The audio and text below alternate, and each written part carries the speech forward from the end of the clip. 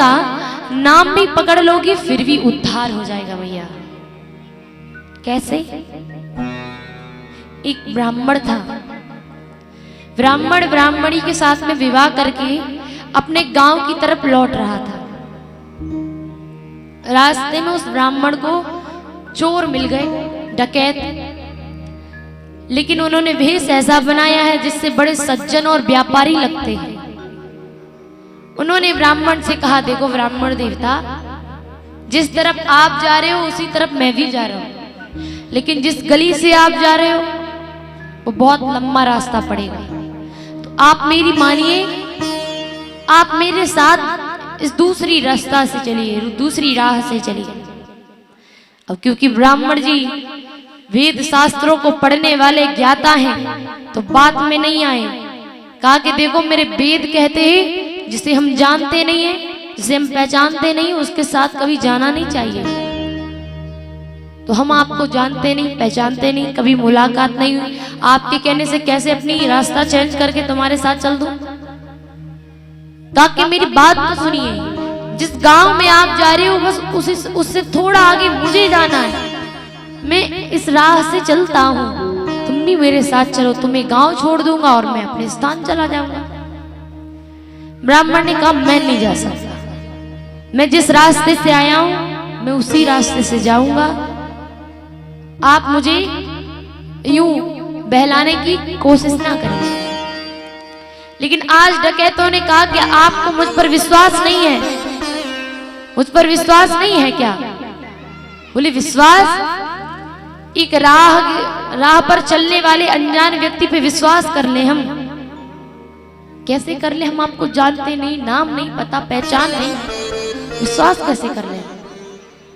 तो चोरों ने कहा, अगर आपको विश्वास नहीं है तो मैं रघुनाथ जी की कसम खा के कहता हूं, मैं तुम्हारे साथ कुछ भी नहीं करूंगा, मैं चोर और नहीं हूं, बस मेरे साथ चलिए, मेरे साथ चलिए।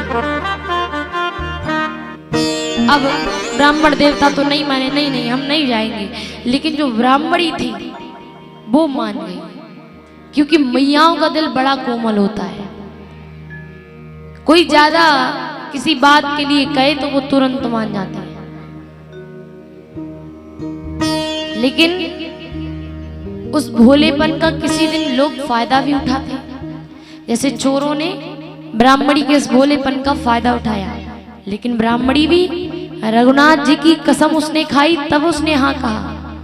ब्राह्मणी ने कहा, देखो इतना कहते हैं तो चलो ना, राम जी की कसम खा रहे हैं तो बात झूठी नहीं होगी, चलिए। ब्राह्मण चल दिए, चोर ले गई आगे एकदम घनघोर जंगल में। जैसे ही पहुंचे, चोरों ने रास्ते में ही ब्राह्मण की गर्दन काट दी, खत्म कर दिया, मार दिया। देखा इसकी ब्राह्मणी सजी हुई है, गहने भी हैं और स्त्री भी है, सब मजे लेंगे, इस इरादे से ब्राह्मण को मार दिया और ब्राह्मणी को लेकर के आगे बढ़ने लगा। अब वो ब्राह्मणी बार बार पीछे देख रही है। चोरों ने कहा, तुम पीछे क्या देख रहे हो? अरे मैंने तुम्हारे पति को तुम्हारे ही सामने तलवार से गर्दन काट के मार दिया, देखो अभी भी तड़प रहा है। ब्राह्मणी फिर भी नहीं मानी, वो फिर भी पीछे देख रही है। चोरों ने समझाया, तू पागल हो गई है, अब तू पीछे क्या देख रही है, तेरा पति तो मर चुका है। बोले, मूर्ख, मैं अपने मरे हुए पति को नहीं देख रही, मैं उसे नहीं देख रही जिसे तूने मार दिया, मैं तो उन राम जी को देख रही हूं जिनकी कसम रख करके तू मुझे साथ लेकर के चला था। जिन राम जी की कसम खा करके, जिन राम जी का नाम साक्षी तूने सामने रख करके हमें मेरे घर तक पहुंचाने का वादा किया था, वो राम जी कहाँ हैं? कहाँ गई वो कसम, वो कहाँ गई राम जी? मैं उन्हीं राम जी को पीछे देख रही हूँ कि राम जी तुम्हारे नाम के सहारे में इनके साथ चल दी तो आपने मेरा पति मरवा दिया और ये सब मुझे ले जा रहे हैं खींच के। आप कहाँ हो? ऐसे कौन आपके नाम पर विश्वास करेगा? ब्राह्मणी इसीलिए पीछे देख रही है कि वो राम जी कब आएंगे जिनका नाम रख करके मैं आगे चली थी। इतने में ही श्वेत रंग के घोड़े पर सवार होकर के एक युवक धनुष बाण पकड़ के आया और उन सभी चोरों को, सभी डकैतों को वहीं मार दिया। ब्राह्मणी ने जान लिया कि राम जी हैं, ले गई पति के पास, पति को जिंदा किया। लेकिन उस ब्राह्मण ने कहा, प्रभु मेरे इन पापों की वजह से आज मुझे मृत्यु जैसी पीड़ा हुई।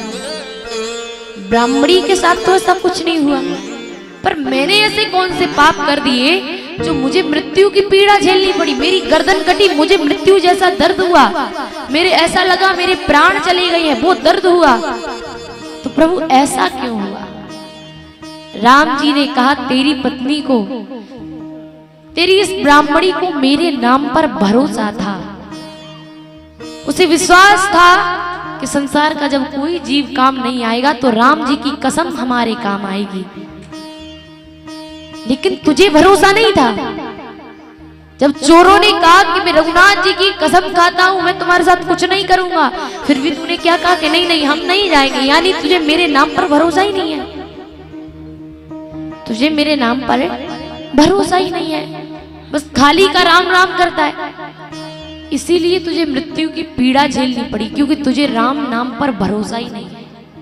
तेरी पत्नी को था, इसलिए उसे मृत्यु तो क्या, वो चोर भी उसका कुछ नहीं बिगाड़ पाए। और तुझे मेरे ही नाम पर भरोसा नहीं था, इसलिए तुझे मृत्यु देखनी पड़ी, मृत्यु की पीड़ा झेलनी पड़ी।